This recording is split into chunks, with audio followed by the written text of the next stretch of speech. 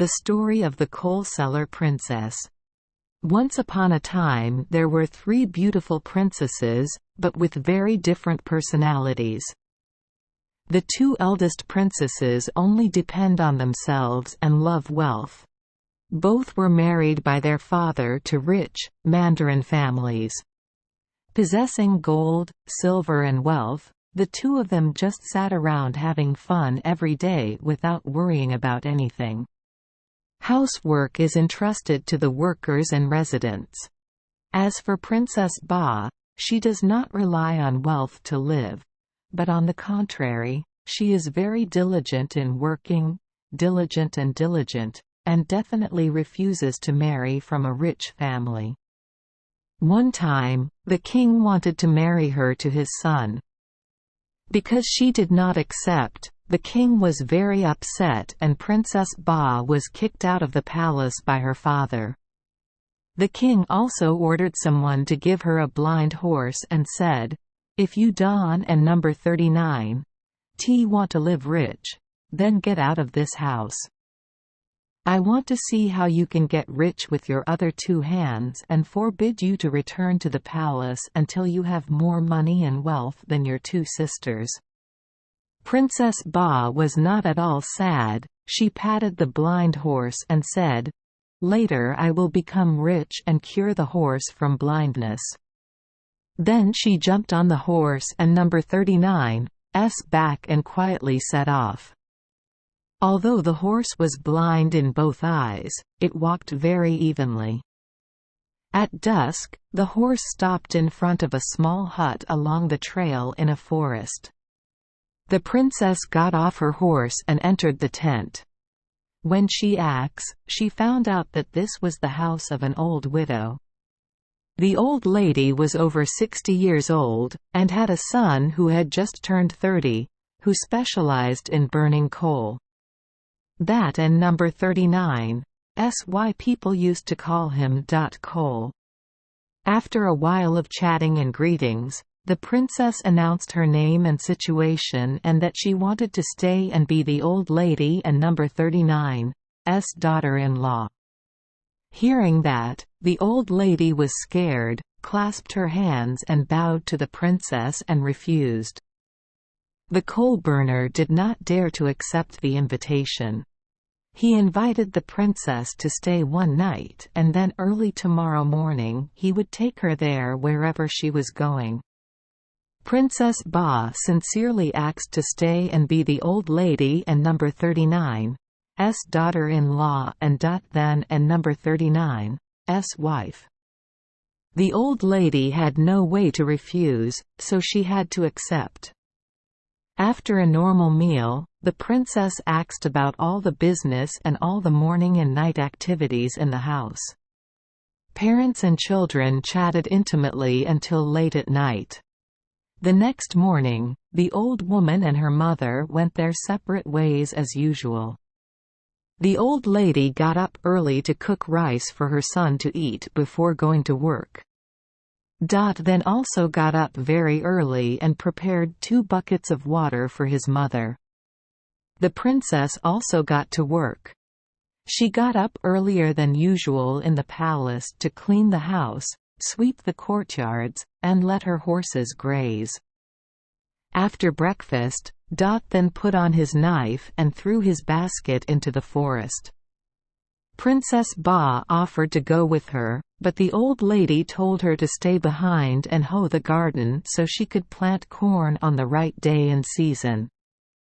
She worked from morning to afternoon, so she was very tired. At the end of the day, she even took the opportunity to cut another load of grass for the horses to eat at night.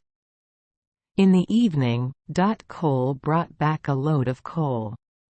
The princess went to the alley to welcome her husband. Since he got married, he no longer had to go to the market to sell coal like usual. His wife helped him sell coal, so he had more time to go to the forest and burn more and more coal. Princess Ba is used to work. After each trip to the market, she took the hoe out to work in the garden. One day, she picked up a very hard yellow object, the size of an egg. Picked it up and saw that it was a piece of gold. Seeing her daughter-in-law pick up a stone and put it in her pocket, the old lady laughed and thought that the man in the palace wanted to play with stones. Seen and did not ask her. The next morning, the princess picked up a piece of gold like the day before.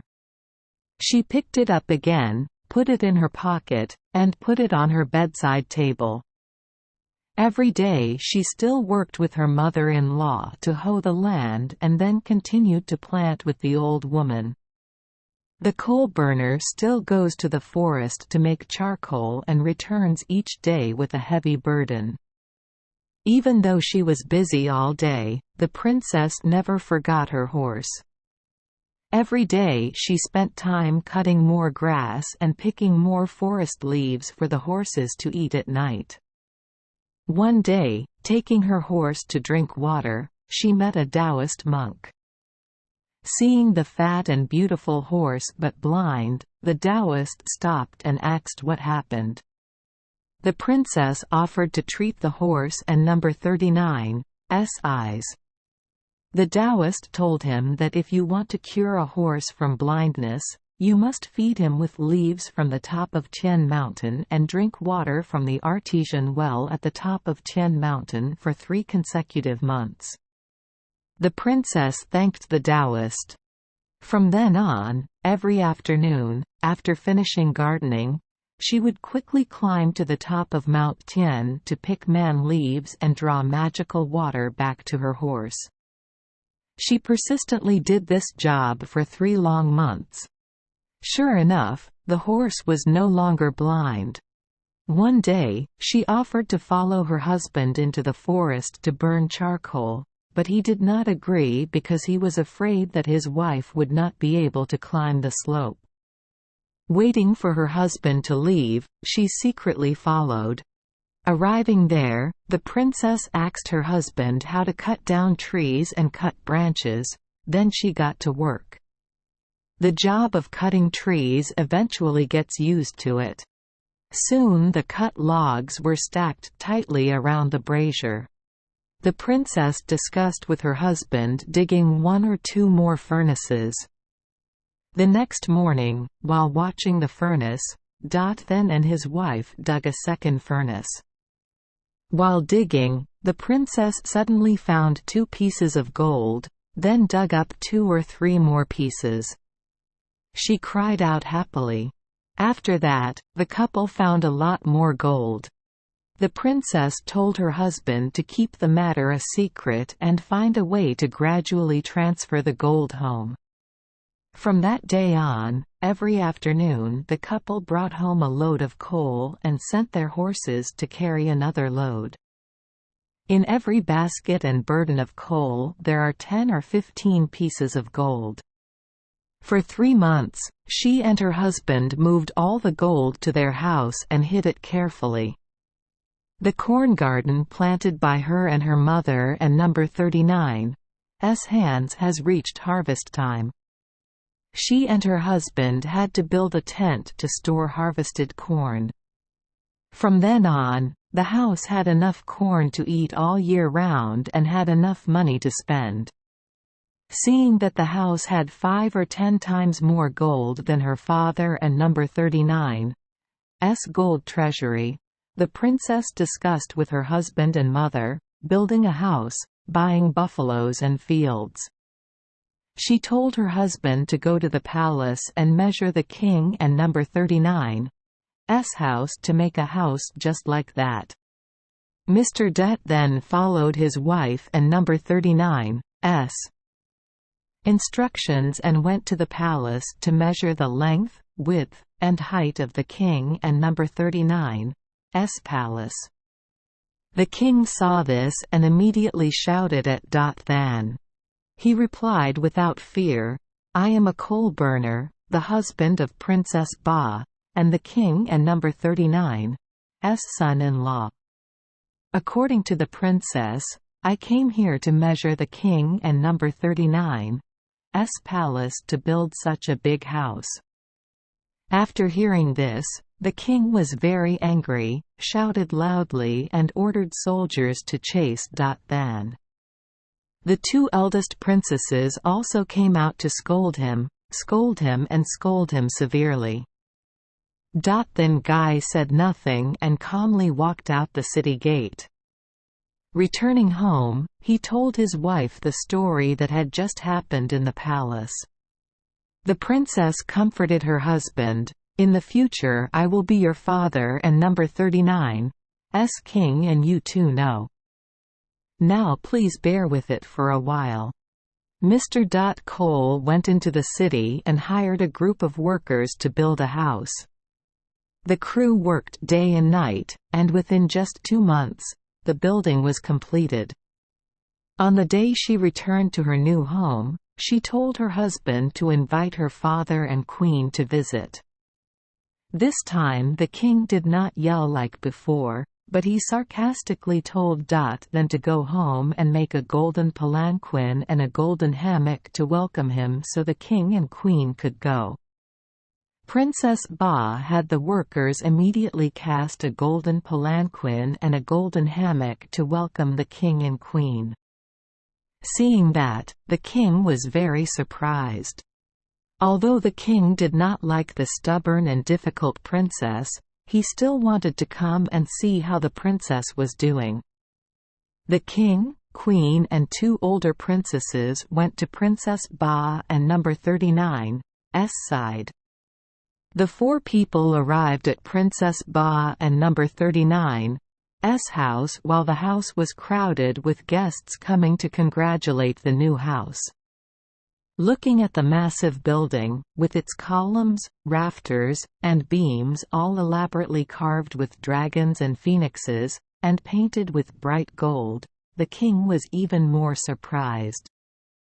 The 2 princesses were stunned, looking at the house and the table, then nodding together and silently praising their sister. At the same time, the horse in the ship neighed loudly. The coal-burning man led his horse out to the yard. The horse raised its head high, pricked its ears, pounded its 4 hooves, neighed loudly as if to welcome the king, queen and 2 older princesses. Looking at the good, healthy horse, with healthy and bright eyes, the king was extremely moved and came to hug the horse and number 39's neck to comfort him. After 3 days of feasting to celebrate the new house, the king, the queen and the 2 princesses stayed for a few more days. The fence people also asked about many things. Listening to Princess Ba tell the beginning and end of all the business in the past months, the king was full of praise. Knowing that the 2 princesses were sitting on a landslide and their capital was depleted, Princess Ba gave each sister a few dozen pieces of gold. She earnestly begged the queen to stay with her for fun. Since then, she and her husband lived with their 2 mothers in peaceful and happy days. Thank you for joining us for today's fairy tale. We hope these stories bring joy and meaning to your day. If you love our channel, please hit the subscribe button so you won't miss any exciting tales. Wishing you a good night and sweet dreams. See you in the next story.